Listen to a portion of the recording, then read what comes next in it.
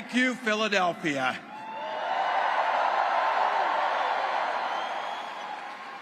Thank you, Madam Vice President, for the trust you put in me, but maybe more so, thank you for bringing back the joy.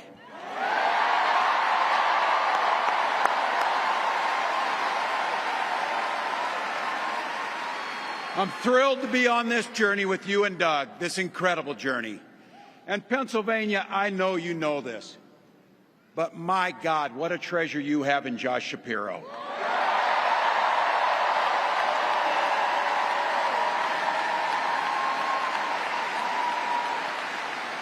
Holy hell, can this guy bring the fire? He can bring the fire. This is a visionary leader. Also, I have to tell you, everybody in America knows when you need a bridge fixed, call that guy.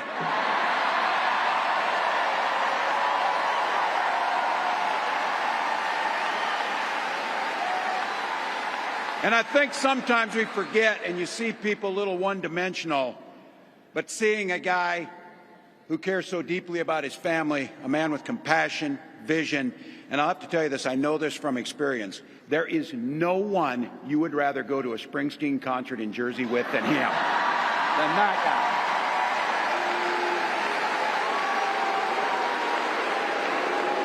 guy. Bruce. And I can't wait for all of you and America to get to know my incredible wife, Gwen, a 29-year public school educator.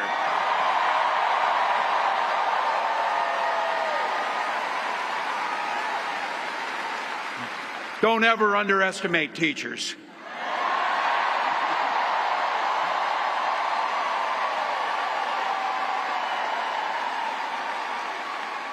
And our two beautiful kids, Hope and Gus. I couldn't be prouder to be on this ticket and to help Vice President Harris become what we all know is very, very good for us to think about, next President of the United States of America.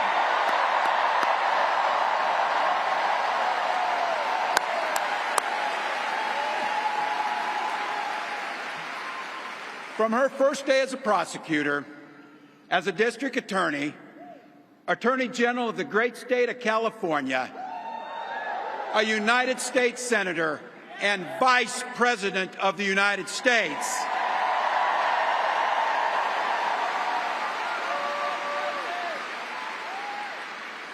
Vice President Harris has fought on the side of the American people. She took on the predators, she took on the fraudsters, she took down the transnational gangs, she stood up against powerful corporate interests, and she never hesitated to reach across the aisle if it meant improving people's lives.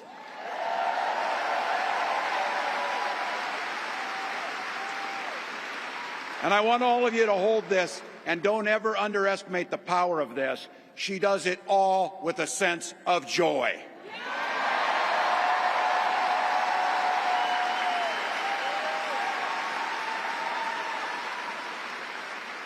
I know a little something about that commitment to people. I was born in West Point, Nebraska. I lived in Butte, a small town of 400, where community was a way of life. Growing up, I spent the summers working on the family farm. My mom and dad taught us, show generosity towards your neighbors and work for a common good.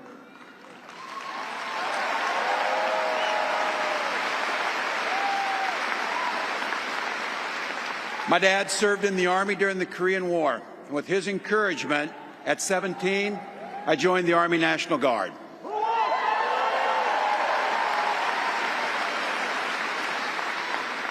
For 24 years, I proudly wore the uniform of this nation.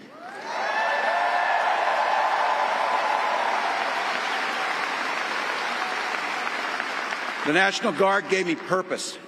It gave me the strength of a shared commitment to something greater than ourselves. And just as it did for my dad and millions of others, the GI Bill gave me a shot at a college education.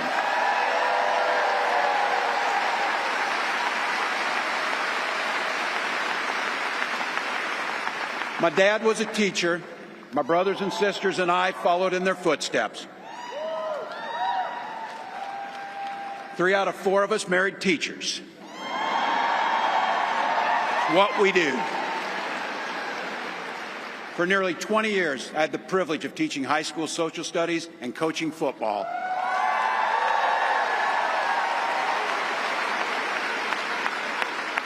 Including winning that state championship. So thank you.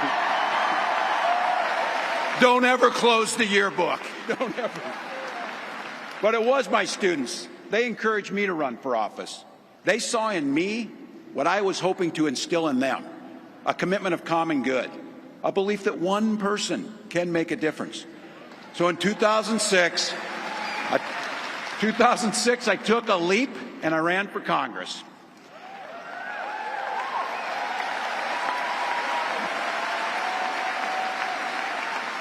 And because high school teachers are super optimistic, I was running in a district that had 1 Democrat since 1892. Well, my neighbors graced me with an opportunity to represent them in the United States House of Representatives.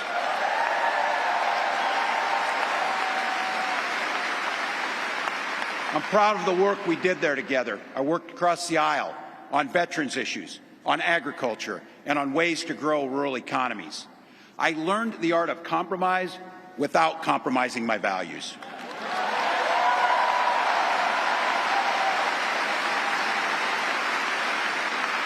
And now, as governor of the great state of Minnesota, I bring those experiences to bear in tackling the challenges that are facing our great state.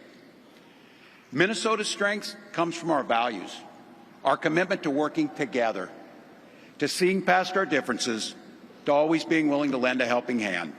Those are the same values I learned on the family farm and tried to instill in my students. I took it to Congress and to the state capitol, and now Vice President Harris and I are running to take those very values to the White House.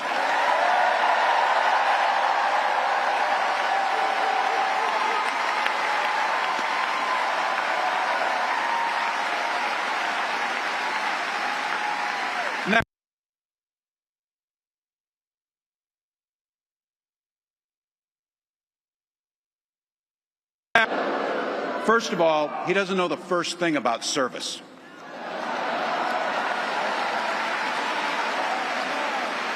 He doesn't have time for it because he's too busy serving himself. Again and again and again, Trump weakens our economy to strengthen his own hand. He mocks our laws. He sows chaos and division. And that's to say nothing of his record as president. He froze in the face of the COVID crisis. He drove our economy into the ground. And make no mistake, violent crime was up under Donald Trump.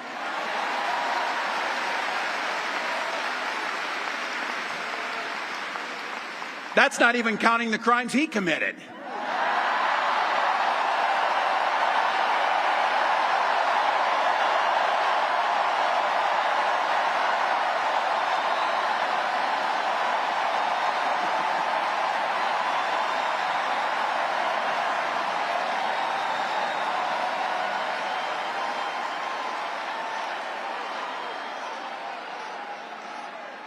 You know,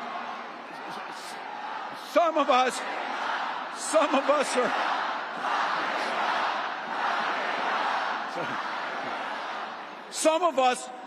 in here are old enough to remember. I see you down there. I see those old white guys. Some of us are old enough to remember when it was Republicans who were talking about freedom. It turns out now what they meant was the government should be free to invade your doctor's office. In Minnesota, we respect our neighbors and their personal choices that they make. Even if we wouldn't make the same choice for ourselves, there's a golden rule. Mind your own damn business.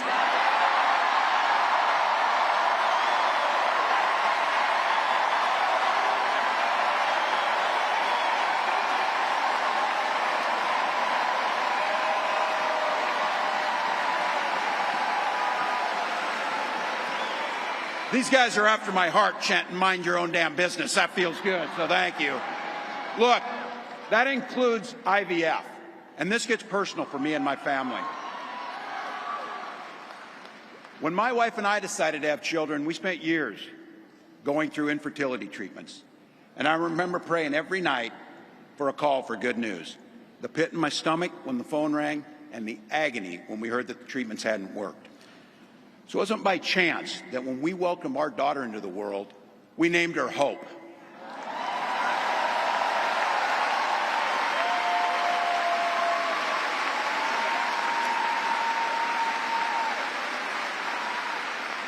When Vice President and I talk about freedom, we mean the freedom to make your own health care decisions. And for our children to be free to go to school without worrying they'll be shot dead in their classrooms.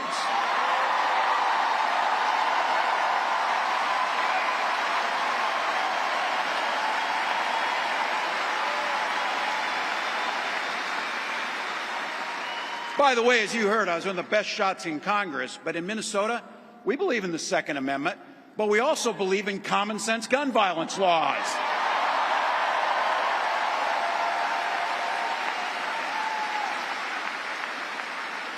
Vice President Harris' idea of freedom is a ticket for education to be that ticket to the middle class, not crippling debt. Air that's clean, water that's pure, communities that are safe.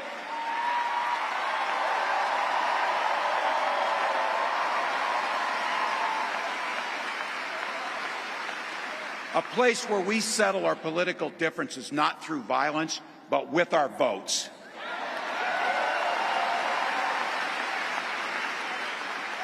And that's what this election's about. What direction will this country go in? He's not going back. Well, Donald Trump would damn sure take us backwards. Let's be clear about that. And don't believe him when he plays dumb. He knows exactly what Project 2025 will do to restrict our freedoms.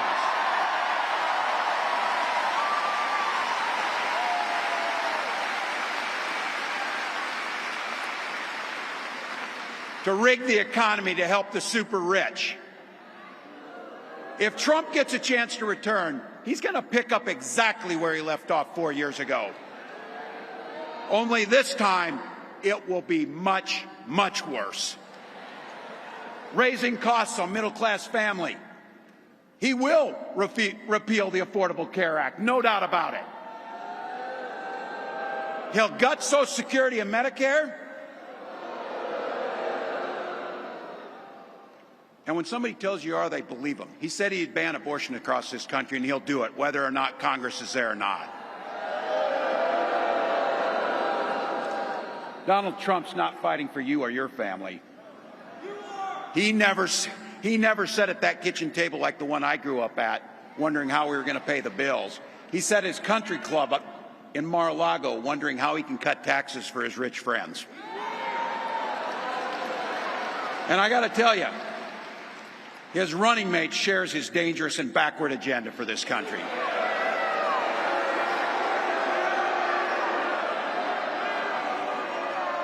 J.D. Vance literally wrote the foreword for the architect of the Project 2025 agenda.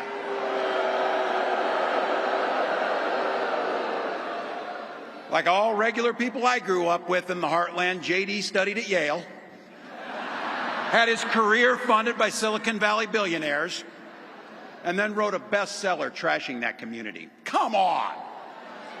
That's not what middle America is. And I got to tell you, I can't wait to debate the guy.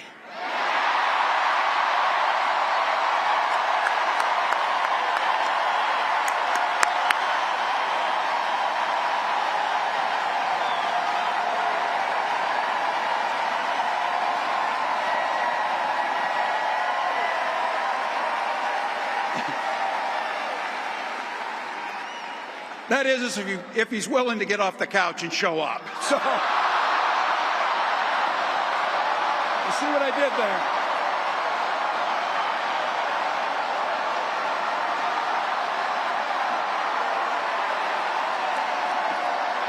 Look.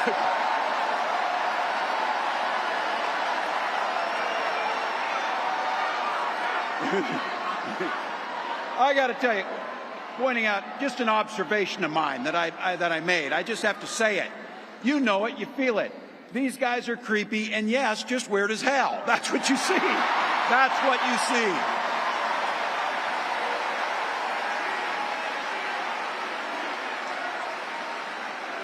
So you know what's out there, so say it with me. We aren't going back. We aren't going back. We are not going back.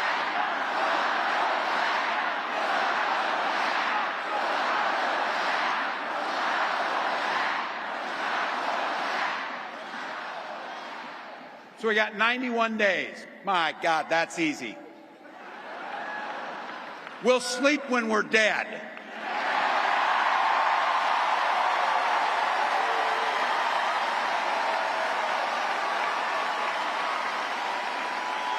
Over those next 91 days and every day in the White House, I'll have Vice President Harris's back. Every single day. And we'll have yours.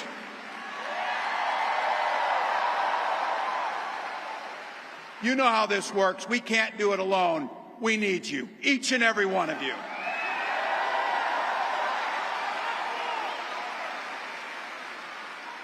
Go over to KamalaHarris.com, get on board, because we need you.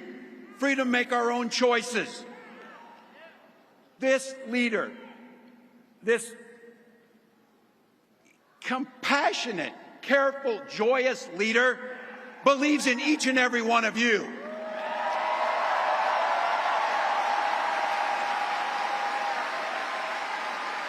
My God, you came here tonight to sit at the very top because you love this country and you're not going back.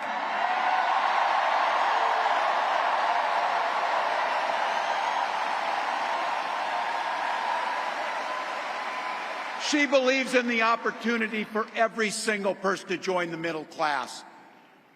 She believes in the promise of America. We just got to fight. We just got to fight.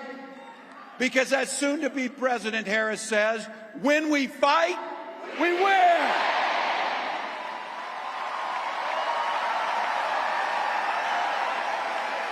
Thank you, Philadelphia. Thank you, Vice President. God bless America.